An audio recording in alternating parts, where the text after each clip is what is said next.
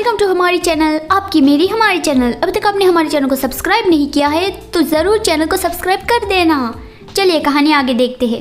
लीजू रोता हुआ फानशाओ की ओर देख रहा था तो फानशाओ उसकी ओर विंक करता है तो लीजू रोना बंद कर देता है और स्माइल करने लगा और फानशाओ की ओर जाने लगा। फानशाओ अपना हाथ आगे बढ़ाता है तो लीजू उसके हाथों में जाने लगा। दासी उसे मना कर रही थी लेकिन लीजू फानशाओ के हाथों में खुश था।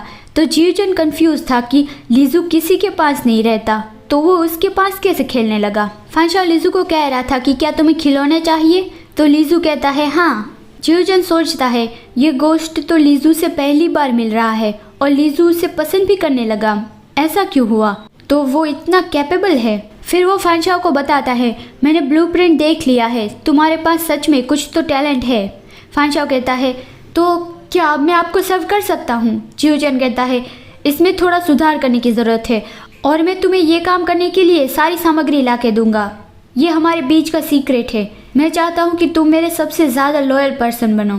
फानशाओ उसके आगे घुटनों पे बैठ गया और कहता है मैं कसम खाता हूँ मैं आपको कभी बिट्रे नहीं करूँगा। लीजू तो कुछ भी नहीं समझ रहा था। जियोचन कहता है शपथ लेना काफ़ी नहीं है, तुम्हें मेरे साथ एक ब्लड कॉन्ट्रैक्ट करना होगा और हमेशा के लिए मेरा गोश्त स्लेव बन के मुझे सर्व करना होगा। फानशाओ सरप्राइज था कि क्या उसे हमेशा के लिए सर्व करते रहना, इसी बात का तो मैं सपना नहीं देखता था। जियोचन कहता है मेरे गोश्त स्लेव बनने के तुम्हें कुछ फ़ायदे भी होंगे, मैं तुम्हें सोचने का थोड़ा वक्त देता हूँ और फिर तुम बाद में मुझे अपनी कंडीशंस बता देना। मैं इस तीनों लोक में बस थोड़ी सी चीज़ों को छोड़ के सब कुछ कर सकता हूँ, तुम्हें इस बारे में सीरियसली सोचना होगा। फानशाओ कहता है मुझे कोई कंडीशंस नहीं रखनी, मैं आपका स्लेव बनने के लिए तैयार हूँ। जियोचन कहता है बकवास बंद करो, ये एक बड़ी बात है, ऐसे ही इससे अग्री मत कर लो, अपना दिमाग यूज़ करो। फानशाओ कहता है लेकिन इसमें सोचने की कोई ज़रूरत नहीं है, मैं आपका स्लेव बनने के लिए तैयार हूँ। लीजू अब थक चुका था कि ये कब ख़त्म होगा। जियोचन सोचता है ये तो कितना बेवकूफ़ है, उसके पास तो सच में दिमाग नहीं है। तो फिर जियोचन उसकी बात मान ही जाता है कि हाँ तो फिर ठीक है, गॉड तुम्हें कुछ नहीं करेंगे, मैं ये नियम बना दूंगा। चलो पहले ब्लड कॉन्ट्रैक्ट कर लेते हैं, फिर बाद में तुम मुझे अपनी कंडीशंस बता देना। तो फिर थोड़ी देर के बाद ब्लड कॉन्ट्रैक्ट के लिए वो आ गया। जियोचन उसे कहता है मैं तुम्हें मेरा सरनेम देता हूँ, इन द फ्यूचर कोई भी तुम्हें बुली नहीं करेगा। फानशाओ बहुत सरप्राइज हो गया, तो अब उसका नाम शाओ से फानशाओ हो गया, उसके नाम के आगे सरनेम लग गया। इस ब्लड कॉन्ट्रैक्ट में उसका हार्ट एंड ब्लड और फानशाओ का स्पिरिट वो सब लिंक हो जाएगा। फानशाओ कहता है मैं आपको हमेशा जीने में आपकी हेल्प करूंगा, आप हमेशा एम्परर बने रहेंगे और हमेशा मेरे ऑनर बने रहेंगे, मैं हमेशा आपका गोश्त स्लेव बना रहूंगा। जियोचन अपने ब्लड से फानशाओ की बॉडी पे एक निशान बना देता है। फानशाओ सोचता है मेरे जैसा जिसका लो लेवल कल्टीवेशन हो वो आज गॉड के साथ एक स्पेशल रिलेशनशिप बिल्ड कर रहा है। जियोचन कहता है अब हमारा ब्लड कॉन्ट्रैक्ट एक्टिवेट हो गया है, तुम्हारा कल्टीवेशन लेवल अब भी कम है, इससे तुम्हारे स्पिरिट को स्टेबलाइज करने में मदद मिलेगी। फानशाओ सोचता है अब मुझे उसकी सरनेम मिल गई और उसका ब्लड भी मिल गया, मैंने उसे प्रॉमिस भी कर दिया कि मैं हमेशा उसके साथ रहूँगा, मेरे लिए तो ये सबसे स्वीटेस्ट कॉन्ट्रैक्ट है। फिर जब जियोचन काम में बिजी रहने लगा तो वो फानशाओ को लीजू के साथ खेलने के लिए कहता और जियोचन ने फानशाओ के लिए एक ब्लैक स्मिथ वर्कशॉप भी बनवा दी थी। एक दिन फानशाओ लीजू को लेके आया और जियोचन को थमा के चला गया कि यो मैजेस्टी अभी आप उसे थोड़ी देर उठा के रखिए, मैं उसके लिए कपड़े लेके आता हूँ। जियोचन को इंपीरियल असेंबली के लिए जाना था लेकिन वो थोड़ी देर लीजू को उठा के रखता है। वो उसे देखता हुआ सोचता है कि वो कितना क्यूट है, तुम अब ज़्यादा ही ज़्यादा मेरे जैसे दिखने लगे हो, लेकिन तुम्हारी आंखें और तुम्हारे आईब्रोज वो तुम्हारी माँ सुरुई जैसे है। बेबी लीजू अपना पूरा एफर्ट लगा के उसे मम्मी कह के बुलाता है तो जियोचन उसे कहता है तुम मुझे मम्मा कह के क्यों बुला रहे हो, तुम्हें तो मुझे मम्मा नहीं बुलाना चाहिए, मैं तुम्हारा पापा हूँ। लेकिन लीजू सुसु कर देता है तो जियोचन बहुत परेशान हो गया।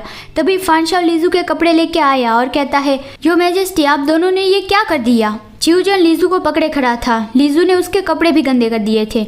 जियोचन कहता है क्या उसने ये जानबूझ के किया है। फानशाओ हंसने लगा और सोचता है वो दोनों बहुत क्यूट है, मैं अभी उन दोनों को गले लगा लेना चाहता हूँ। और वो कहता है वो पहले ही ये बता देता है लेकिन आप शायद वो समझ नहीं पाए होंगे। और लीजू भी हंसने लगा था। फिर कुछ 100 साल बीत गए और उस वक्त फानशाओ जियोचन के कहने पर भट्टी को बिल्ड करवाने लगा था और बाकी बचे टाइम में वो लीजू के साथ खेलता था और उसे बड़ा होते हुए देखता था। जियोचन भी थोड़ा बड़ा हो गया था और उसकी बॉडी भी स्लेंडर बन गई थी। और वो थोड़ा और कोल्ड बन गया था। वो अब लीजू को ज़्यादा प्यार नहीं दिखाता था, वो इतना बिजी बन गया था। तो फानशाओ को ही ज़्यादा वक्त लीजू के साथ रहना था। फिर जियोचेन ने फानशाओ को अपने साथ बाहर आने की भी इजाज़त दे दी, लेकिन उसे वहाँ उसके साथ अंदर नहीं आना था, उसे बाहर ही जियोचेन का वेट करना था। लेकिन इसमें भी फानशाओ लीजू से भी ज़्यादा एक्साइट हो गया। मतलब एक छोटा बच्चा जितना एक्साइट होता है उतना फानशाओ खुश हो गया। लेकिन फानशाओ ने नोटिस किया कि कुछ तो उसके दिमाग में सही नहीं चल रहा है। फिर उसके बाद जब ग्रेट फाइनेंस तैयार हो गया तो जियोचेन और 11 एशियन कोड वो सेक्रीफिशियल प्लेटफॉर्म देखने गए। वहाँ उसने क्या किया वो तो किसी को पता नहीं था। फिर फाइनली फर्स्ट सेक्रीफिशियल सेरेमनी की तारीख तय हुई। उस रात बहुत बड़ा बैंकेट था। फानशाओ को उस बैंकेट में जाने की अनुमति नहीं थी, वो बाहर ही जियोचेन का वेट कर रहा था। लेकिन उसने किसी को बात करते सुना था कि जो भी आज जियोचेन को वाइन टोस्ट करने आता था, जियोचेन ने किसी को मना नहीं किया और उसने बहुत सारे कप वाइन पी लिया। यहाँ तक कि जब वो अपने स्लीपिंग चैम्बर में आ रहा था तब भी उसके पैर लड़खड़ा रहे थे।